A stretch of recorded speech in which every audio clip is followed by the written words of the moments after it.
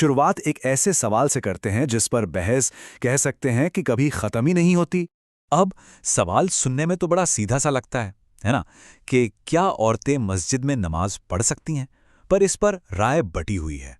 तो हम क्या करेंगे, हम इसी सवाल को एक स्टार्टिंग पॉइंट की तरह लेंगे। इससे हमें मसले की जड़ तक पहुंचने में मदद मिलेगी और हम एक बड़े पैटर्न को भी समझ पाएंगे। तो इसका जवाब कहाँ मिलेगा?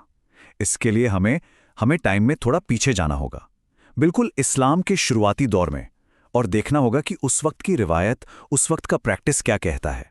और यहाँ एक बहुत ही दिलचस्प बात सामने आती है। सोर्स के मुताबिक ये कोई एक्सेप्शन या कोई खास इजाज़त नहीं थी। नहीं, ये तो एक आम चलन था, एक इस्टैब्लिश नॉर्म। मतलब उस दौर में औरतें सुबह की फज्र की नमाज समेत सारी की सारी पांचों नमाजें मस्जिद में ही आके पढ़ती थी। और यह सिर्फ एक कस्टम या चलन ही नहीं था, बल्कि इस बारे में पैगंबर का एक बिल्कुल सीधा, बिल्कुल क्लियर हुक्म मिलता है। कोई अगर मगर नहीं। साफ साफ कहा गया है कि अल्लाह की बंदियों को अल्लाह के घरों यानी मस्जिदों में आने से मत रोको। ये जो हिस्टोरिकल कॉन्टेक्स्ट है ना, ये दिखाता है कि ये प्रैक्टिस कितना मजबूत था। सोचिए, हजरत उमर के जमाने में भी जब कुछ लोगों ने इस पर सवाल उठाए तो औरतें खुद इसके खिलाफ खड़ी हो गईं। इतना ही नहीं, एक बहुत संगीन वाकया होने के बाद भी पैगंबर के इस स्थापित किए हुए तरीके को बदला नहीं गया। ये बहुत बड़ी बात है। तो अब यहाँ एक बहुत बड़ा सवाल खड़ा होता है। अगर इस एक मामले में, यानी औरतों के मस्जिद जाने के मामले में, जवाब इतना साफ और सीधा है, तो फिर बाकी धार्मिक मामलों में इतने सारे डिसएग्रीमेंट्स क्यों हैं? इतने अलग अलग मत क्यों सुनने को मिलते हैं? आखिर असल मसला है क्या? और बस यही वो सवाल है जो हमें असल जड़ तक ले जाएगा। बात अब सिर्फ एक मुद्दे की नहीं रही, अब बात उन बुनियादी वजहों को समझने की है जिनकी वजह से धर्म की समझ में और उसकी नियमों में इतने ज्यादा मतभेद पैदा हो जाते हैं। तो इसी उलझन को सुलझाने के लिए गामिदी साहब एक फ्रेमवर्क सामने रखते हैं। वो कहते हैं कि इन सारे डिसएग्रीमेंट्स को हल करने के लिए एक प्रिंसिपल्ड अप्रोच चाहिए। मतलब सिर्फ अलग अलग रिवायतों या ट्रेडिशंस को उठाकर देखने से काम नहीं चलेगा, बल्कि उनको परखने का, उनको जज करने का एक पैमाना, एक स्केल होना जरूरी है। तो इस फ्रेमवर्क में दीन को समझने के दो बेसिक सोर्सेज हैं। पहला, कुरान, जो हमें फंडामेंटल प्रिंसिपल्स यानी बुनियाद और उसूल बताता है, और दूसरा है सुन्नत यानी वो मजहबी प्रैक्टिस जो हमें नबी के दौर से लगातार मिलती आ रही है। अच्छा, यहाँ पे सुन्नत का मतलब समझना बहुत बहुत ज़रूरी है।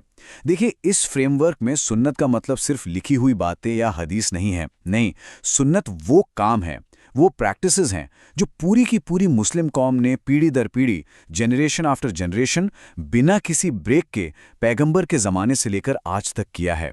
इसको ऐसे समझिए कि ये एक नदी की तरह है जो एक सोर्स से निकलकर लगातार बहती चली आ रही है। जैसे नमाज पढ़ने का तरीका, ये इसका सबसे बेस्ट एग्जाम्पल है। तो सबसे क्रूशल बात है इन दोनों में फ़र्क को समझना। एक तरफ है सुन्नत, यानी पूरी कौम का एक कंटिन्यूस प्रैक्टिस, और दूसरी तरफ है अखबार अहाद, यानी वो रिपोर्ट्स जो कुछ गिने चुने लोगों के जरिए हम तक पहुंची हैं। सोर्स के मुताबिक ज्यादातर रिलीजियस डिसएग्रीमेंट्स इसी एक गलती की वजह से पैदा होते हैं, जब एक आइसोलेटेड रिपोर्ट को पूरी कौम के प्रैक्टिस के बराबर ये उससे ऊपर मान लिया जाता है। तो फिर सवाल उठता है कि कुरान का रोल क्या है? देखिए, कुरान इन इस्टैब्लिश सुन्नतों को अफर्म करता है, उनकी तस्दीक करता है। वो बताता है कि ये जो नमाज है, ये जो रोज़ा है, ये असल में हज़रत इब्राहीम की परंपरा का ही हिस्सा है, जिससे पैगंबर ने अल्लाह के हुक्म से फिर से इस्टैब्लिश किया। कुरान हर प्रैक्टिस की छोटी छोटी डिटेल नहीं बताता, बल्कि उसकी फाउंडेशन, उसकी बुनियाद और उसके प्रिंसिपल्स बताता है। चलिए अब ये देखते हैं कि ये प्रिंसिपल असल में काम कैसे करता है। इसे हम दो एग्जाम्पल्स के जरिए समझने की कोशिश करते हैं।